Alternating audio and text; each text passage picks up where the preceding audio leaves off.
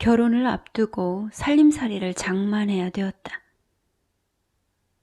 신혼집은 시집 주변에 얻을 예정이었다. 가구와 가전제품을 둘러본 후 꾸지뽕나무가 있는 둔덕을 향해 차를 몰았다.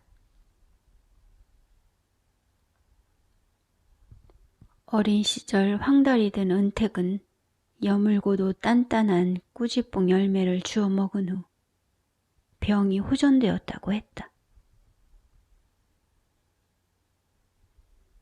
꾸지뽕나무의 잎이나 줄기에 상처가 나면 흘러나오는 흰 수액을 살과 손톱에 바르며 놀았다고도 했다.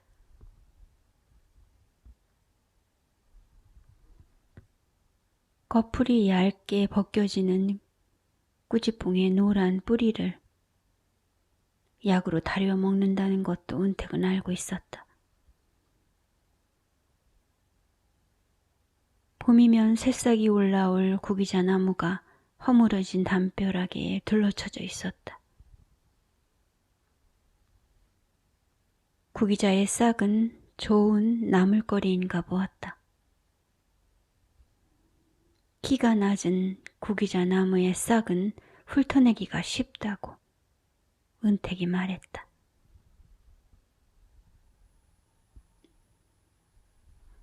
두 사람이 주변 탐방을 마친 후 안으로 들어갔다.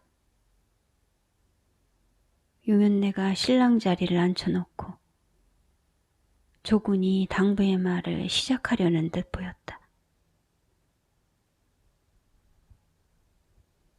벌써 알고 있는지는 모르겠지만 애가 워낙 성격이 이상해서 같이 살기에는 애로가 있을 거야.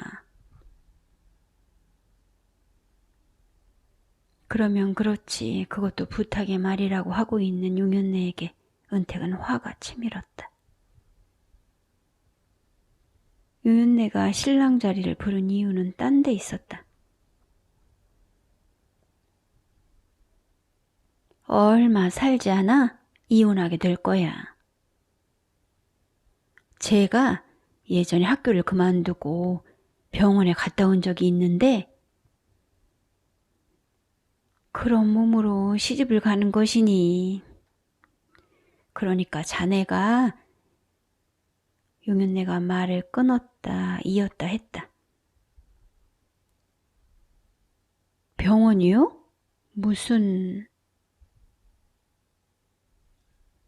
신랑 자리가 묻자 용연내가 주춤거렸다. 변죽을 흘려놓은 용연내가 태연한 얼굴로 자리에서 일어섰다. 용연내가 떨어놓은 말은 의구심을 일게 했다. 신랑 자리가 뒤숭숭한 심정으로 몸을 움직여 밖으로 나갔다. 따라 나간 은택이 서먹한 목소리로 둔덕에 있는 나무들에 대해 설명하기 시작했다. 아직 이파리가 돋지 않은 데에다 열매의 생김도 알지 못하는 나무들에 대해 전혀 관심이 없는 듯 보이는 신랑 자리에게 은택이 열심히 말을 해주었다. 싹이 트는 것을 본 후 열매가 달리면 따먹기도 하면서 천천히 알아가면 될 터인데도 은택은 나무들과 영영 이별을 하는 것처럼 여러 말들을 구구이 쏟아놓았다. 신랑 자리가 가고 난 후 용연내가 은택을 붙들어 앉혔다. 은택이 시집을 간다고 들떠 있는 것에 화가 나 있는 듯 했다. 누나를 발갛게 세운 용연내가 성깔 사나운 목소리를 빽빽 질러댔다. 나는 이렇게 힘들게 살았는데 너는 무슨 재주와 복으로 결혼을 하냐? 결혼 같은 거를 꿈꾸지 말고 돈이나 벌어다가 널 키우느라 고생한 나를 부양해라. 지금까지 네가 나에게 뭘 해줬냐? 너는 내게 아무것도 해준 게 없어. 그러니 키워준 것에 대한 보답을 이제라도 해야 될 거 아니야?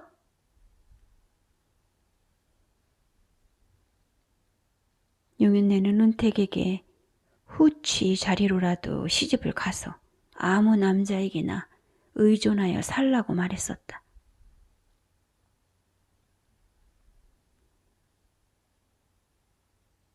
그러던 용윤네가 이번에는 은택에게 시집을 가지 말라고 고함을 쳤다. 용윤네가 정색을 하며 말을 이었다. 네가 내 집으로 내려온 결과 남자를 만나게 됐으니 그것도 다 나의 공이야. 네가 남자를 잡은 것도 결국 여기서 너를 기거하도록 허락했던 나의 공이란 말이다. 용윤네는 무엇인가 크게 손해를 본 것처럼 안달을 떨었다. 은택으로부터 손해를 보상받아야 되는데 그러지 못했다며 난리를 떨어댔다. 지금껏 힘들게 살아온 자신의 인생을 은택이 보상하고 책임져야 한다고 말하고 있었다. 용윤네의 머릿속에 수십 년 전의 일이 떠오르고 있었다. 남자를 만나서 살다가 결혼식을 올려야 되겠다는 생각이 들었다. 남자를 대동하여 친정을 찾아갔다. 친정아버지와 계모는 머리를 올려달라고 찾아간 용윤네에게 관심을 갖지 않았다.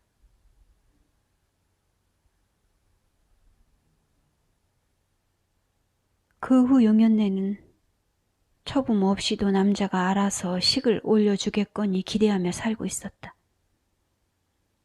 하지만 남자는 용윤네를 선택하지 않았다. 용윤네를 아내로 맞아들일 이유를 찾지 못한 모양이었다.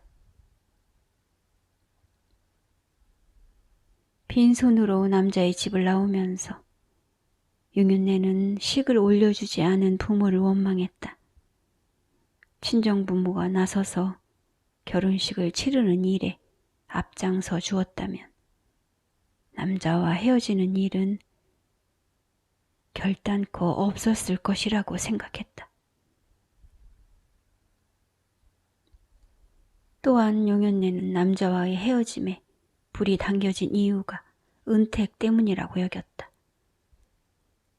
남자가 그리 쉽게 자신을 떠날 수 있었던 데에는 은택이 사내 아이가 아닌 계집애로 태어났기에 가능한 일이었을 뿐 다른 이유는 없다고 생각했다. 그렇게 용윤네의 의식 속에 남자와 헤어진 아픔이 오래 아로새겨져 있었다. 그러했기에 은택의 혼인을 앞두고 용윤네는 왠지 자신만 손해를 보는 것 같은 기분이 들었는지 몰랐다. 부모로부터 아무것도 받지 못한 자신이 남에게 무엇인가를 해준다는 것은 도무지 불공평했다.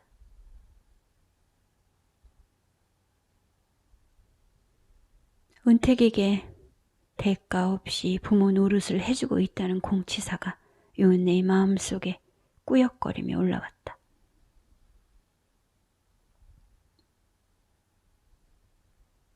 그전부터 용윤네는 은택에게 이익이 될 만한 것은 왠지 해주고 싶지가 않았다.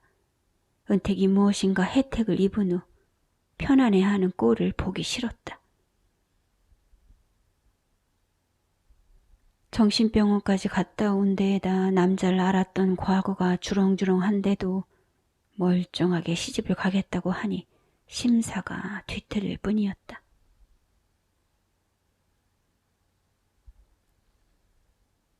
과거가 있었다는 이유로 용윤네는 남자에게 거절을 당했고 결혼이 어그러졌었다. 그런 자신과는 달리 은택은 걸림돌 하나 없이 가고 있었다. 이내 용현네의 머릿속에 결혼식을 치르며 들어올 축의금에 대한 계산이 돌아갔다. 은택이 결혼을 한다고 해서 용현네에 돈이 들어갈 일은 없었다. 오히려 축의금이 들어올 것이라고 생각하니 퍼뜩 기분이 좋아졌다. 굿이나 보고 떡이나 먹자는 마음으로 축의금이나 챙겨오면 될 것이었다. 게다가 저쪽에서 이쪽에 하객 식대라도 대신 내준다면 꽤 큰 돈을 거머쥘 수 있을 터였다.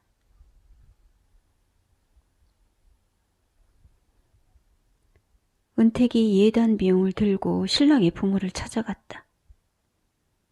그들은 예단 비용을 받고도 함은 보내지 않았다.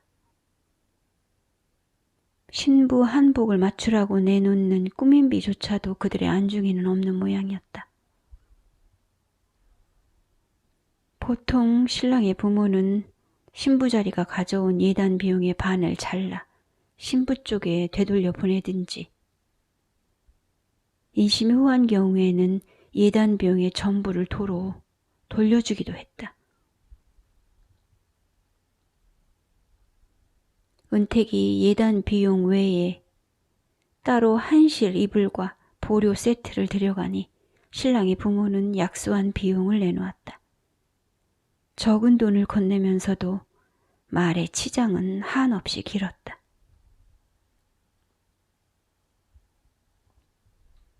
은택은 격식 없이 간략하게 하자는 시어머니의 말을 듣고 최소한의 결혼 준비를 한 것이었다. 몸이 불편하다는 이유로 아들의 결혼에 신경을 쓰지 않는 시어머니와 불평뿐인 용연네 사이에서 결혼식은 그럭저럭 치러졌다.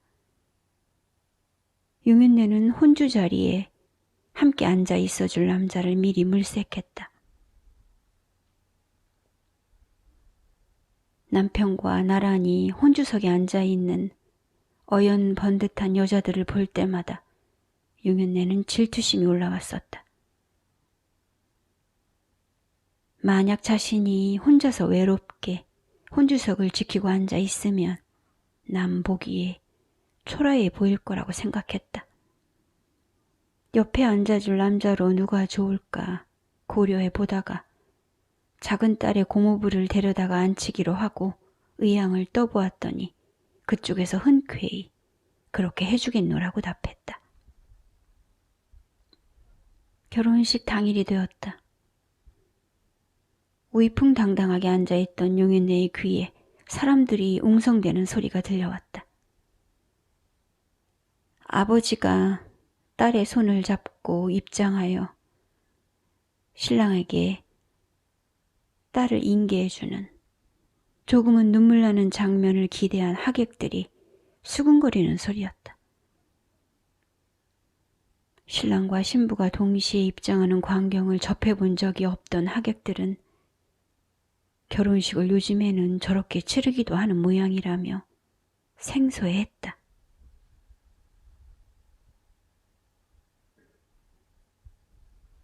식이 끝난 후 용연네는 실망스러웠다. 신부 쪽 하객의 식대를 신랑 쪽에서 대신 내줄 것이라 한껏 기대를 하고 있었는데 저쪽에서는 자기들 식대만 계산한 후 가버렸다. 식대를 치르느라 축의금에서 얼마간의 돈이 빠져나가자 속이 아렸다. 신랑 신부가 신혼여행을 갔다 온 후에도 용연네의 불평은 그칠 줄 몰랐다. 신랑 쪽에서 신부 쪽에게 보내줘야 할 떡꼬리가 오지 않았다고 용연네는 욕을 했다. 신랑 집에서 보내온 음식으로 동네 사람들에게 생색을 내야 되는데 그러지 못해서 망신이라는 것이었다. 신랑 집에 보내줘야 할 이바지 음식에 대해서는 전혀 관심이 없는 용연네가 이쪽에서 받았어야 할 떡꼬리에 대해서는 계속 원망과 비난을 퍼부었다. 운신을 하지 못하는 시어머니 자리가 소소한 신경까지 쓸 수 없었으리라는 이해는 없이 용윤네는 받을 것을 제대로 받지 못했다는 불만만을 솟구쳐 올렸다. 은택은 이바지 음식 대신에 시어머니가 좋아하는 과일 몇 가지와 고기를 샀다. 시어머니는 제대로 된 이바지 음식도 없이 무엇인가를 딸랑 사들고 온 은택을 셀룩 쳐다보다가 획 고개를 돌려버렸다. 웬만한 것은 생략하고 간소하게 하자던 시어머니의 의견은 거짓이었는가 보았다. 시어머니의 태도는 자신이 무엇인가 받을 입장이 되면 확연히 달라지는 것 같았다. 새색시를 본다고 와있던 동네 사람 중에 어떤 이가 나서서 은택에게